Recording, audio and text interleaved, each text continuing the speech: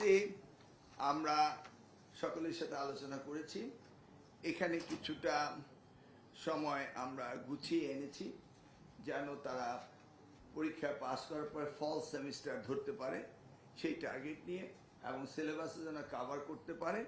যদিও এর আগে অ্যাডমিশন কিছুটা বিলম্বিত হয়েছে, সেটাকে আমরা গুছিয়ে আনতেছি। আমরা শুরু করব 6ই জুন এবং শেষ করব 13ই জুলাই। আমাদের রুটিনও আমরা করে ফেলেছি, অর্থাৎ 6 জুন পরীক্ষা শুরু হবে 2027, শেষ হবে 13ই জুলাই 2027। এটা হচ্ছে আমাদের মন্ত্রণালয় থেকে আমরা বোর্ড এবং স্টেক হোল্ডারদের সাথে আলোচনা করে এই সিদ্ধান্ত নিয়েছি আগামী 2027 সালে এসএসসি এবং এইচএসসি পরীক্ষার সময়সূচি এবং রুটিন।